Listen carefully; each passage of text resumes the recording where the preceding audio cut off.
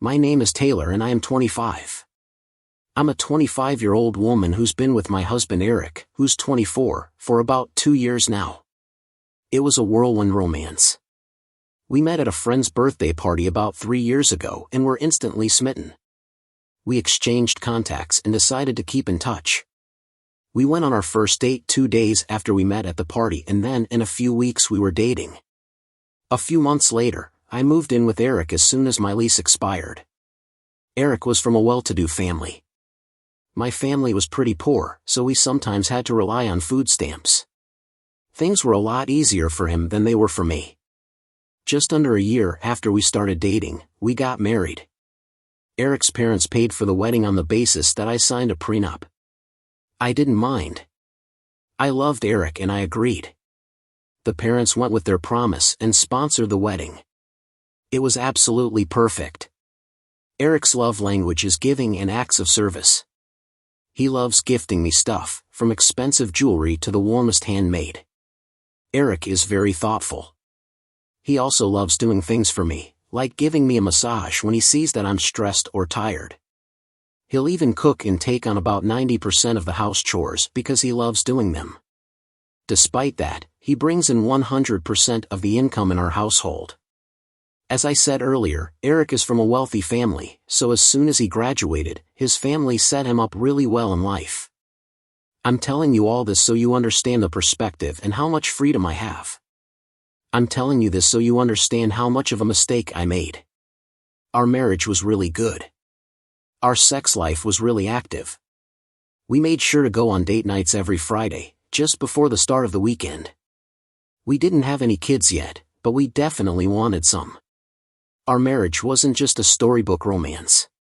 It was real life, messy and beautiful. Eric and I were like two puzzle pieces that just fit together perfectly. We had our ups and downs, but we always found our way back to each other stronger than before. What I loved most about our relationship was how we supported each other. Eric was always there to lift me up and encourage me to chase my dreams, and I did the same for him. When things got tough, we had big plans for the future, like starting a family and growing old together. But then I messed up. I made a mistake that is threatening to tear us apart, and now I'm left wondering if our love is strong enough to survive this.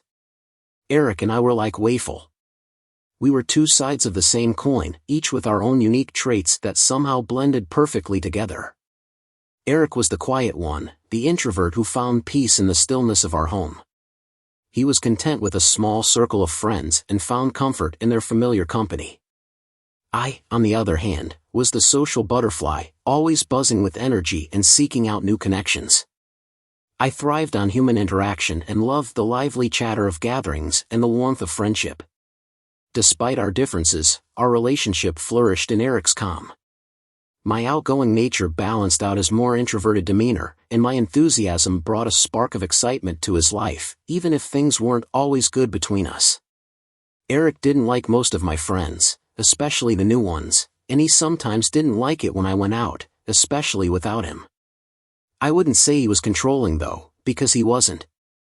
I now realize that he had a valid reason for not liking my friends.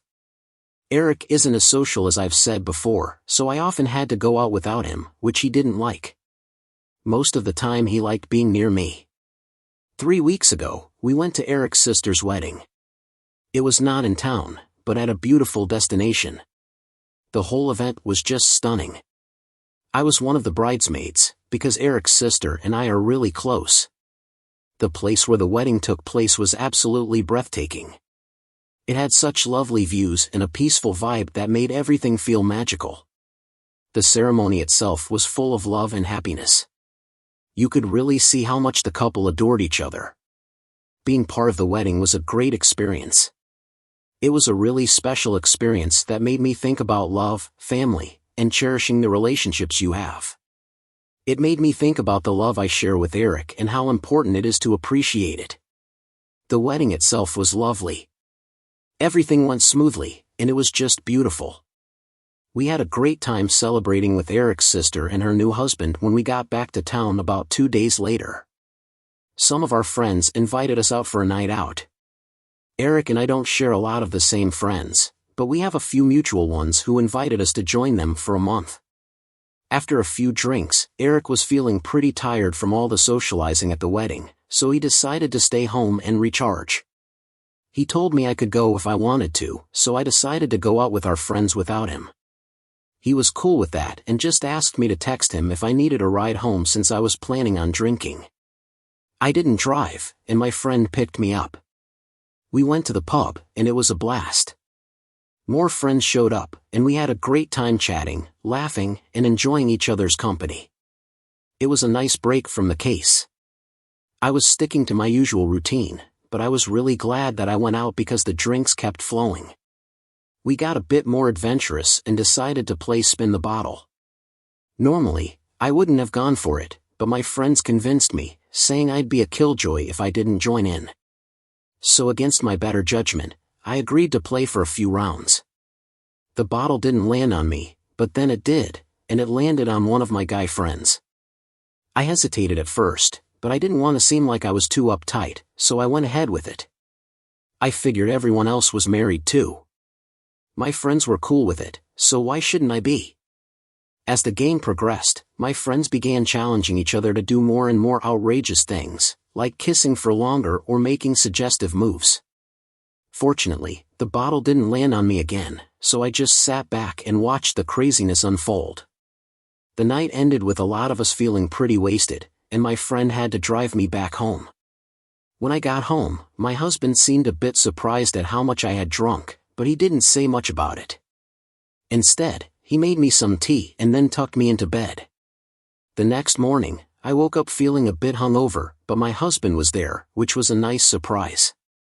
He told me he didn't have to go to work that day. He then told me he would make breakfast for me, which I was really touched by. His thoughtfulness meant I stayed in bed for a few more minutes, trying to shake off the events of the previous night. I felt guilty about the kiss during the spin the bottle game. I didn't want to keep secrets from my husband, but at the same time, I felt like it wasn't. I thought I should tell him it was just a kiss and it didn't mean anything. Besides, I was drunk too, and it wasn't like I had planned for it to happen. I wrestled with the idea of telling my husband for a while before finally deciding not to. I wanted to put it behind me and move on. I was just thankful that it hadn't gone any further than a kiss. I knew that some of my other married friends had done much worse things while they were drunk, and I was pretty sure they wouldn't tell their partners either. I also made a mental note tonight I decided to cut back on drinking.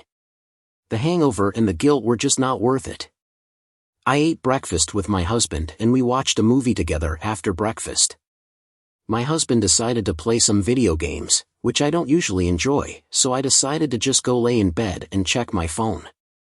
I knew a lot of my friends would have texted me, especially since we had such a wild night. I opened up the WhatsApp group chat and saw that one of my less thoughtful friends had recorded. I was really shocked when I opened the group chat and saw the video. It was a close-up of me kissing my friend, and there were other friends in the video doing things I didn't like. I thought it was just a joke, but it wasn't funny at all. Many of us in the pre-strin, the video caused a lot of upset and people demanded she delete it. Thankfully, she did when she realized we didn't find it amusing. I had to send her a voice note explaining that I didn't want my partner to see the video. I thought that was the end of it after she deleted the video. I hadn't seen my husband pick up his phone, and I didn't think many people from our group chat were online at that moment, so I didn't think many had seen it. However, it turned out that some of our friends, including my husband's best friend who was in the group chat, had seen the video and saved it before it was deleted. After the video incident, things took a turn for the worse. My husband's friend, who I never really liked, decided it would be a great idea to send the video to my husband. I had no clue about this until my husband stormed into our bedroom, video in hand, ready to confront me. I was shocked. Once my friend deleted the video, I thought that would be the end of it. I felt terrible and wished I hadn't gone out that night. I tried explaining to my husband that I was drunk and it was just a silly game, but he wasn't having it. The more I tried to explain, the more furious he became. My husband looked furious and deeply hurt. He said that this incident made him even less trusting of me and my friends. He called me stupid for drinking so much and said he didn't know if he could ever forgive me. He was disgusted by what I did and said I should have known better. I was devastated. I felt like I had let him down and betrayed his trust. I tried to explain that I was sorry and that it was a mistake, but he wouldn't listen. He was so angry and his words cut really deep. I couldn't stop crying. I felt so overwhelmed with regret and shame. I honestly couldn't help but feel a surge of anger towards my husband's best friend for sending tepid.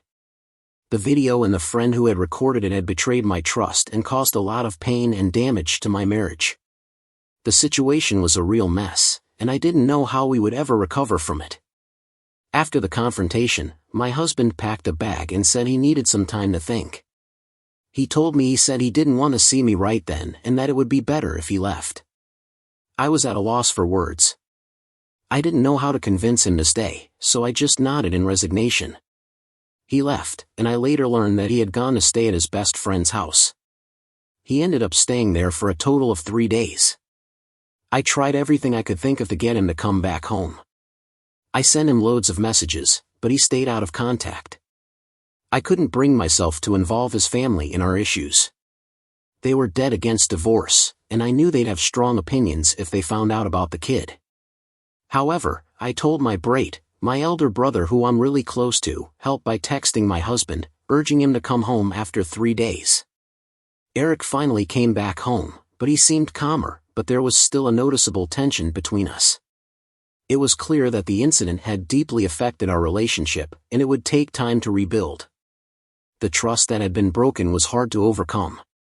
I noticed that my husband had become really distant. He started sleeping in the guest room, and no matter how hard I tried, he refused to come back into our bedroom. It was like a physical barrier had formed between us, and no amount of pleading or reasoning could bridge the gap. Not only did he physically distance himself, but he also emotionally withdrew. He stopped doing all the little things he used to do. He no longer offered me massages after a long day. He stopped cooking for me, and he seemed to bury himself in work, taking on even Nemanger. He was working longer hours than before, and it was really tough to see the man I loved and was scared of pulling away from me. I felt lost and alone, unsure of how to reach him or how to fix our broken relationship.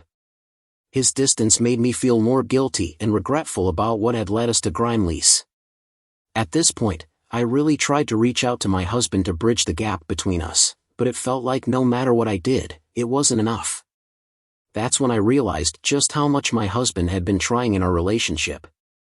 He'd been the one reaching out to me, doing everything he could help to keep our connection strong. I had taken his efforts for granted, never fully appreciating all that he did for me. Now that he had stopped doing the housework and other things he used to do, I realized just how much he had been carrying on his shoulders. It was like he had been the bridge in our relationship, and now that he'd stopped playing that role, there was a massive gap between us. I tried to take on more responsibilities around the house, but it was a daunting task. Our house was huge, and the chores seemed never-ending. I tried sleeping in the guest room with him, hoping to show him I was there for him, but he refused, telling me to go back to my own room. He said he still wasn't over what I had done, and that he needed time and space. But how long would he need, and how could I make things right again? I'm consumed with guilt and sorrow, and I am desperate to make amends. I've been packing lunches for him, and doing other things I've never done before, hoping to show him how sorry I am. But nothing seems to work, and that's why I'm here on Reddit. I've heard this app can be really helpful, so I'm wondering if there's anything I can do to bridge the gap between me and my husband. I'm really scared. I'm worried that things will never change, and that my husband is no longer the thoughtful, loving, quiet man he used to be. He's become cold and distant, and it feels like I'm living with a stranger. It's like he's no longer my husband, but just a roommate. I've become used to it, but it's really heartbreaking. I'm not sure what to do. I'm scared that if things don't change, we'll just keep growing apart until there's nothing left of our relationship. I want to fix things and get back to how we used to be, but I don't know where to start. How can I make him see that I'm sorry, and that I want to make things right? Any advice would be really appreciated. I just wanted to give you all an update. It's been a while since I've been here. Some of you may remember me as the woman who came here seeking advice because my marriage was falling apart after I kissed someone else while drunk. I honestly didn't think I would be back to update this post, but I'm here now. I'm reaching out because I'm in a desperate situation, and I'm seeking guidance. I didn't know what else to do, so I turned to this community. It's been 2 months since I first posted, and I've received numerous messages asking for an update. So here it is. I want to start by saying thank you to everyone who offered advice and support. Your words meant a lot to me during it's been a tough few weeks. Many of you suggested that I talk to my husband, thinking that communication would help us work through our issues. So here's the update. For the next few weeks, things remain unchanged. My husband has continued to be distant and unresponsive, as if he'd erased me from his life. It's been really tough to see. Seeing him change so drastically, I knew something had to be done. I decided to have a serious conversation with him. I told him that we couldn't go on like this, and that I wanted us to work things out. He admitted that he had been struggling with his feelings, and wasn't sure if he could ever forgive me. His words were like a knife to my heart. I loved him deeply, and the thought of losing him was unbearable. I suggested counseling as a last effort to save our marriage. My husband was hesitant at first, as he wasn't keen on therapy, but he agreed to give it a try. However, he also expressed that he felt it might be better for us to branch. I was really upset by what he said, but I couldn't ignore how he felt. I love him too much to make him stay, if he thinks it's best to separate. So I agreed to the divorce on the condition that we first try counseling. He agreed, and we started looking for professional help. During this time, he fell. He said that watching the video of me kissing someone else had changed everything for him. It was as if all the love and attraction he had felt for me had disappeared in an instant. He apologized for any pain he had caused me, but he also made it clear that he couldn't forgive me as much as it hurts. I have to accept that. My husband's decision to attend couples counseling was a significant experience for both of us. It highlighted many underlying issues that had been affecting our relationship. During the sessions, my husband revealed that he had always felt insecure about my social life and the friends I kept. This was a difficult revelation for me to hear because he'd never told me this before. If he had, I would have tried to address his concerns. But it seemed that his silence had created a divide that was now difficult to bridge. He also mentioned the impact of watching the video of me kissing someone else. He said that seeing that moment had shattered his image of me and caused him immense pain. He said it was as if a part of his heart had been broken irreparably. Furthermore, my husband expressed feeling like he had always been the one putting in the effort in our relationship. He felt that he was constantly the initiator, the planner, one driving the relationship forward. He mentioned that he often felt unappreciated and that his love for me wasn't reciprocated in the same way. Hearing these words was really painful because deep down, I knew they were true.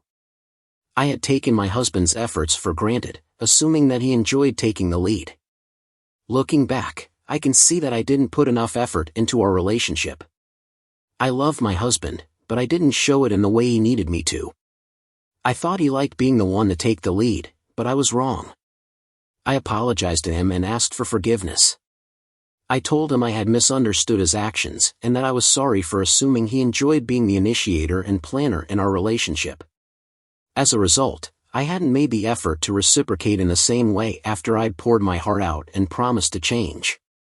My husband thanked me for my efforts, but he made it clear that he couldn't just forget about the kiss. He was still set on getting a divorce. I'd hoped that by being sincere, I thought that if I showed him how much I regretted my mistake, he'd reconsider, but he was adamant. I don't know how things will play out in court, but I've decided that I'll do everything I can to make the divorce process as smooth as possible for him. It's a difficult and painful reality to face, but I have to do it. To respect his feelings and choices, my husband has given me a week to leave the house, which I think is more than enough time for me. I'm just glad that we are going through everything as amicably as possible.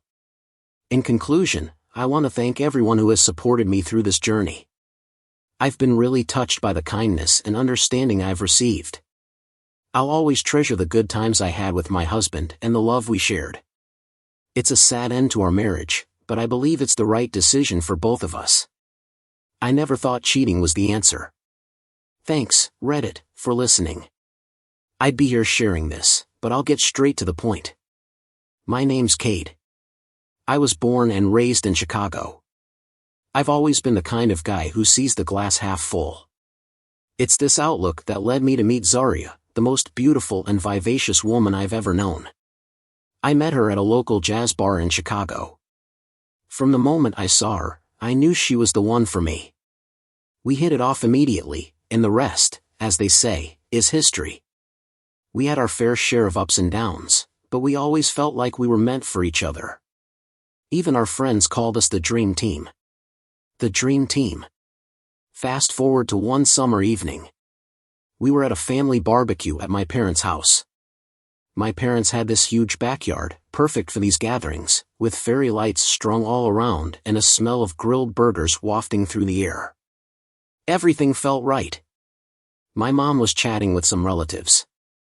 My younger sister was chasing her kids. I was manning the grill with a cold beer in hand. Then I noticed it across the yard. Zaria was talking to my dad, Mr. Granger. Nothing unusual about that. They'd always been friendly, but this time it was different. They stood a little too close. They were standing really close, and their voices were almost inaudible. They were leaning in towards one another, as if they were sharing a secret. Every time I tried to approach them, they suddenly broke apart and started laughing. I initially thought, Cade, you're just being paranoid, but as the evening went on, I couldn't shake the feeling that something was off. Their secretive behavior kept nagging at the back of my mind. As the evening went on, I couldn't shake the feeling that something was off. Their secret exchanges kept gnawing at the back of my mind. You know what's crazy? That tiny suspicion, that little seed of doubt was about to change everything. Okay, Reddit, you won't believe what happened next. A couple of weeks later, after the barbecue incident, my birthday came around. Birthdays are a big deal in our household. Zaria and I always go all out for each other. Last year, she surprised me with a weekend getaway to a cabin in Wisconsin. It was one of the best weekends of my life. This year, I'm up early, coffee in hand, looking forward to what surprise she might have in store. She walks into the kitchen with this mysterious grin and hands me a small envelope.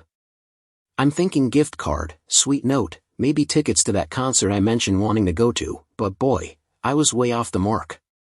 I open the envelope and there's a ticket to Paris. Paris, the city of love. Who wouldn't want to go? But here's the catch. It's just one ticket for me. My eyes meet hers, searching for an explanation.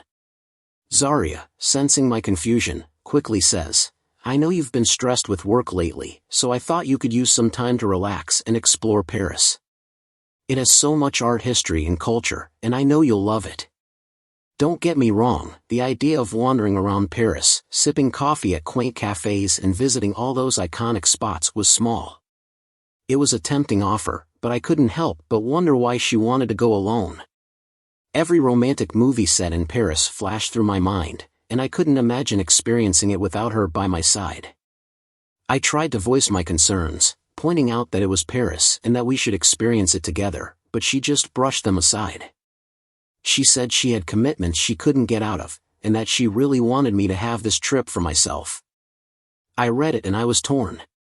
It was an incredibly generous gift, but my gut told me something was up.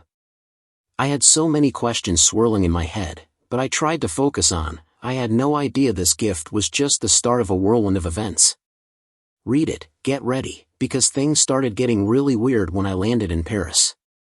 So there I am, standing outside the airport, looking at the city before me with a mix of excitement, and I was feeling a bit nervous as I decided to give Zaria a call to let her know I'd arrived safely and to hear her voice. I got her voicemail, which was fine. I thought maybe she was just busy and I'd catch her later. My first day was a bit of a blur, seeing the Eiffel Tower up close, wandering around Montmartre and indulging in delicious pastries. I tried to capture the moment with some delicious pastries, but I felt a pang of loneliness every time. I wished Zaria was there to share it with me throughout the day. I tried to call her multiple times, but either she didn't pick up or the conversations rose. The calls were short and strange. When I did get through, Zaria seemed distracted and rushed. She was short with me and distant, and it seemed like she was in a hurry to hang up. "Sorry, babe, I'm super busy right now. Talk later," she said. It was unlike her. One evening, after a lovely river cruise, I tried calling her again. She picked up, and I could hear faint murmurs and laughter in the background, trying to keep the conversation light.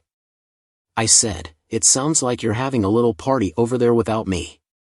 Her response was a sudden silence. She said, "Oh, just some TV. Nothing special. I've gotta go. Love you. Bye." I'm not usually the jealous type, but my mind raced back to that summer evening and the hushed whispers between Zaria and my dad, Mr. Granger. I felt uneasy. I couldn't shake the feeling that something was going on, but I didn't want to jump to conclusions without evidence. My dream trip to Paris started feeling less like a dream and more like a confusing nightmare. I was surrounded by romance and beauty, but my mind was miles away, trying to piece together age length. The puzzle was getting more and more complex. I had a few more days left in Paris, but with each passing hour, my worry and suspicion grew.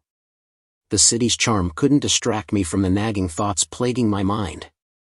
On a whim, I thought, why not head back early and surprise Zaria? All these concerns were just in my head, and seeing her would clear everything up. So, without telling Zaria, I changed my flight and found myself heading back to Chicago sooner than I'd expected. On the flight, I played out different scenarios in my head. Maybe I'd walk in on a surprise party, or maybe Zara would be happy and relieved to see me. The cab ride from the airport to our apartment felt like the longest journey ever. The city lights of Chicago blurred past as my heart raced with anticipation. I quietly let myself into our apartment, hoping to genuinely surprise her, but nothing. I mean, nothing could have prepared me for what I saw as I pushed open the door to our bedroom. I froze there in a moment that seemed straight out of a movie, where Zaria and Mr. Granger, my own father, looked far too intimate for comfort. The room echoed with their startled gasps. Time seemed to stand still as I struggled to process the scene in front of me. My father and the love of my life, it was a gut punch and a betrayal I'd never even considered. The weight of my earlier suspicions crashed down on me with a cruel clarity. Zaria scrambled to her feet, her face pale and her eyes wide. Mr. Granger, on the other hand, looked like he'd been caught red-handed, guilty but almost smug about it all. I could barely get my voice to work. "How could you?" Before anyone could answer, I turned on my heels and left.